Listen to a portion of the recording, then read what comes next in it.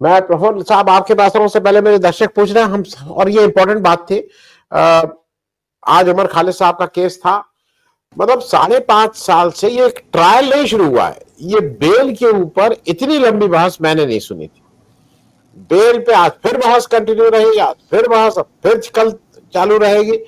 ये बेल के ऊपर सुप्रीम कोर्ट में जो कायदे से 2 मिनट का काम होता है, या तो देंगे या नहीं देंगे, लेकिन उस पर बहस पे बहस। अच्छा, कोई कॉन्स्टिट्यूशनल पॉइंट नहीं हो रहा है, केवल टाइम गुजारा जा रहा है, केवल टाइम गुजारा जा रहा है।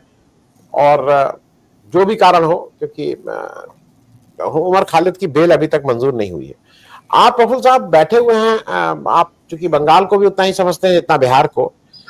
अब अगला जो सबसे इंपॉर्टेंट पड़ाव बीजेपी की दृष्टि से है, जो उसको लगता है कि वो उसके विद इन स्ट्राइकिंग रेंज है, वो उसको निकाल सकता है, वो है बंगाल। लेकिन बंगाल और बिहार में एक बहुत बेसिक फर्क यह है कि बिहार में एनडीए की सरकार थी, बंगाल में ममता बनर्जी जी की सरकार है, और ममता बनर्जी जी भी बहुत माइक्रो मैनेजमेंट करने में कोई पीछे नहीं है। तो वो अपनी कंस्टिट्यूएंसी को ठीक से समझती हैं, एक एक मैनेजमेंट करती हैं।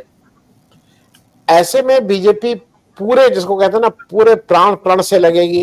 ईडी, सीबीआई, इन सब के अलावा एक नया अब उनको एक और मिल गया है, इलेक्शन कमीशन पहले भी था लेकिन अब ऑफिशियली इलेक्शन कमीशन। इन सबके साथ थोड़ा बंगाल के बारे में बताइए कि क्योंकि बिहार के में इतनी बड़ी जीत के बाद उनका उत्साह तो ज्यादा है ही, विपक्ष का कितना हतोत्साहित है या कितना मनोबल टूटा है वो तो विपक्ष वाले जाने, लेकिन बीजेपी के लिए क्या वहां है। और अभी नीतीश का जो ये इनिंग है, धनंजय जी तो कह रहे हैं कि नहीं हटाएंगे, मेरे हिसाब से वो सिर्फ एक बात का इंतजार करेंगे कि नीतीश कुमार जी की अगर तबीयत, अगर उनका ये वाला ना भी हो तो 74-75 साल के आदमी की तबीयत तो खराब हो ही सकती है। तो अगर किसी व्यक्ति का वो इंतजार करेंगे कि जैसे ही वो मनाएंगे कि तबीयत खराब हो, और उस तबीयत खराब को आगे बढ़ा के तब उनको हटाएंगे। उनको पॉलिटिकल कारणों से नहीं हटाएंगे, उनको हरदम देखिएगा किसी मेडिकल कारण के ही साथ हटाएंगे, और बीच में देखें क्या होता है। तो बंगाल का भी थोड़ा एक हमारे दर्शकों को बता देंगे तो अच्छा रहेगा। प्रफुल्ल साहब जी, नमस्कार सभी को। पहले जरा बिहार की बात करते हैं, फिर पश्चिम बंगाल में आ जाते हैं। देखिए सर, ऐसा है कि जो सवाल आपने किया है कि कितने दिनों तक नीतीश कुमार जी मुख्यमंत्री रहेंगे, मैं इस सवाल को जरा पलटता हूं। मुझे लगता है कि सवाल को इस तरह भी किया जाना चाहिए या किया जा सकता है कि बिहार की सत्ता में भारतीय जनता पार्टी कितने दिनों तक भागीदार बनी रहना चाहेगी, कितने दिनों तक साझेदार रहेगी।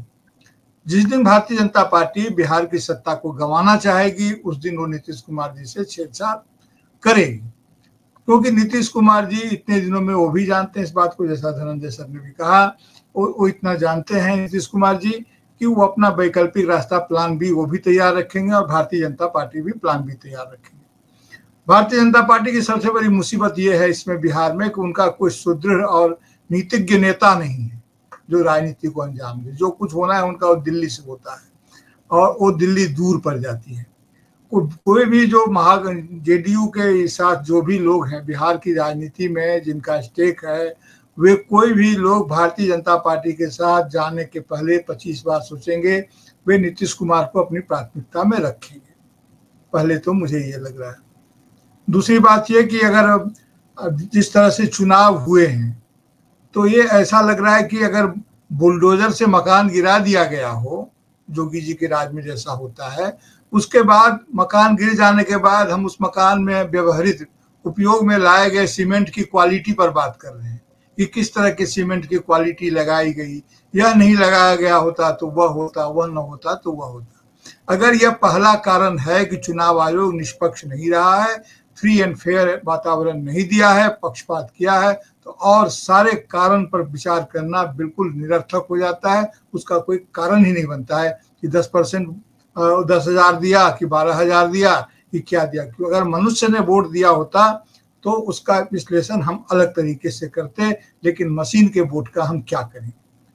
अगर कितना ही अच्छा होता ये, अगर मनुष्य के वोट से बात होती, तो जैसा धनंजय सर कह रहे थे, उस सवाल का जवाब मेरी तरफ से होता हाँ, क्योंकि बिहार में सवर्णवाद की नहीं नागरिकवाद की राजनीति शुरू हो गई होती और ये एक बहुत बड़ा कदम होता, क्योंकि सवर्णवाद का राजनीति भी उतनी ही खतरनाक हो सकती है ऐतिहासिक रूप से है, जितनी कि गैर सवर्णवाद की राजनीति ने देश को लोकतांत्रिक वातावरण को खतरा पहुंचाया है।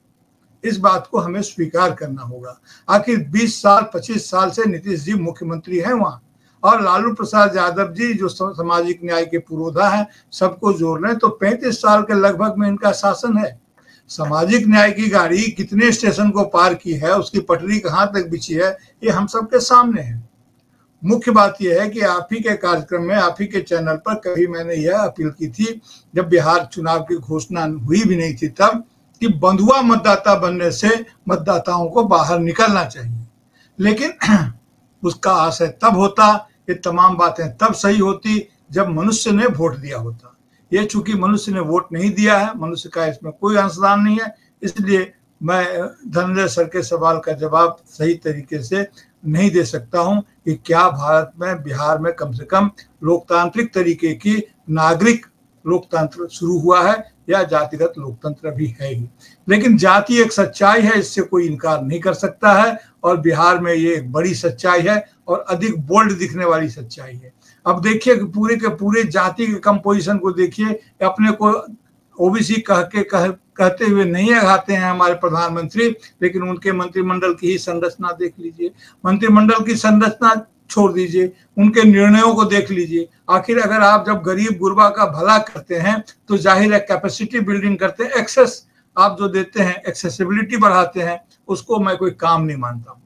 वो कोई राजनीतिक काम नहीं है कि आपने एक्सेसिबिलिटी बढ़ा दी, 10,000 रुपया किसी को दे दिया, यह कोई आपकी सफलता नहीं। आपकी सफलता तब होती जब किसी को आप 10,000 रुपया अर्जन करने के काबिल बना देते, यानी कि कैपेसिटी बिल्डिंग अगर होती तो उसको मैं राजनीतिक काम, गवर्नेंस का काम मानता। एक्सेसिबिलिटी प्रोवाइड करना कोई वो काम नहीं है, वो गवर्नेंस का काम नहीं है, वो तो एक तरह की घुमा फिरा करके काम चलाऊ काम है। महत्व है उसका, लेकिन उसका वह महत्व नहीं, राजनीतिक महत्व नहीं है, राजकीय महत्व नहीं है।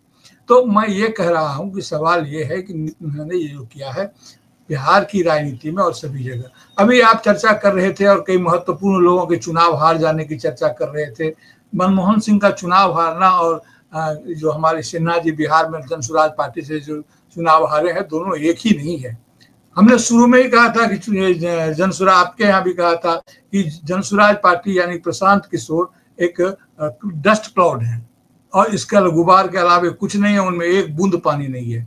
क्योंकि ब्यूरोक्रेसी के बल पर, बहुत पहले राजन यादव ने एक कहानी लिखी थी, एक संपादकीय लिखा था कि एक संसदीय चुनाव लड़ने में इतना पैसा होने से खर्चा हो जाता है, तो उन्होंने अपने हिसाब से कहा था कि उस समय में कि 500 करोड़ रुपया अगर हमारे पास हो तो पूरे भारत सरकार को हम अपने हिसाब से बना सकते हैं। गणित इतना आसान नहीं है, पैसे का असर है।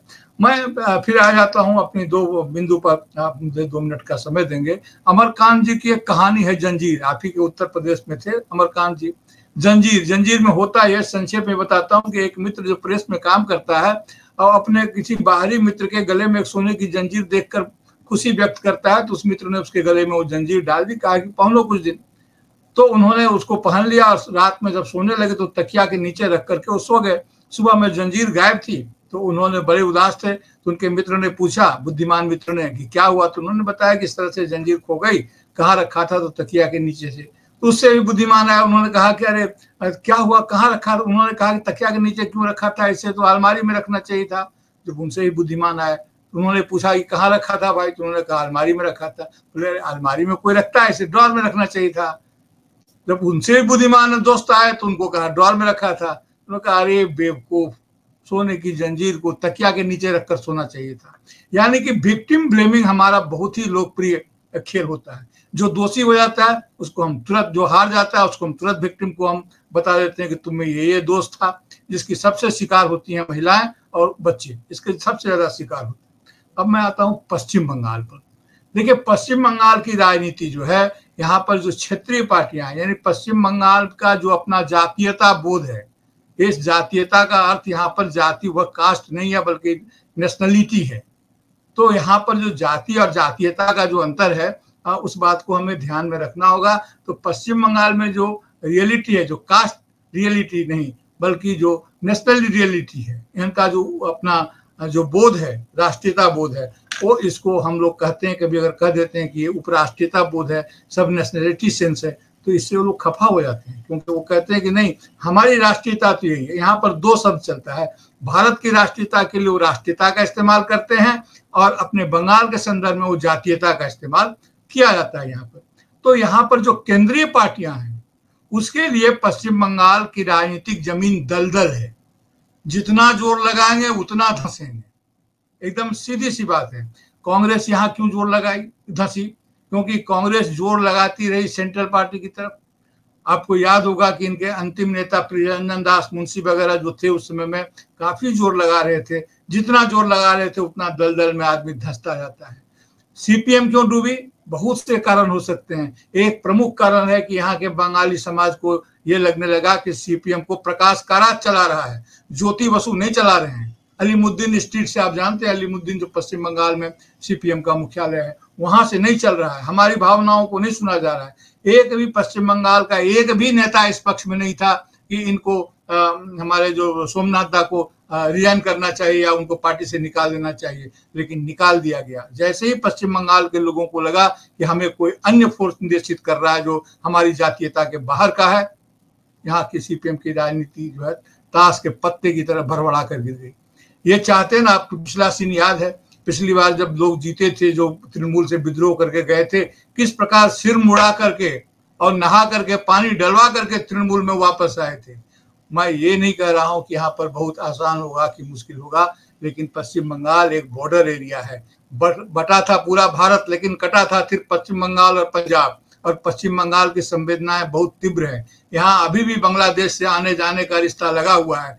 अभी शेख हसीना को जिस ढंग से हुआ है फांसी की सजा पश्चिम बांग्लादेश के कोर्ट से हुआ है, उसका असर पूरे भारत में एक विचार का विषय है, लेकिन पश्चिम बंगाल में ये संवेदना का विषय है। जो भी इसके पक्ष या विपक्ष वो अलग बात है, लेकिन जिस किसी को ये प्रभावित कर रहा है उसको संवेदित कर रहा है, यह विचार का विषय नहीं है। हमारी सीमाएं भी वैसी हैं, इसलिए जब ये SIR वगैरह तब तक सब सही है जब तक ये नाम कटने की घोषणा नहीं हुई है। नाम कटने की घोषणा हो भी जाए, ये वो कर भी लें, तो यहाँ पर जीतना और चलाना बहुत मुश्किल होगा। कि पश्चिम बंगाल और असम में, भुवनेश्वर में थोड़ा सा अंतर तो है, ये उतना ही कठिन है जितना कि दक्षिण भारत में इनका प्रवेश।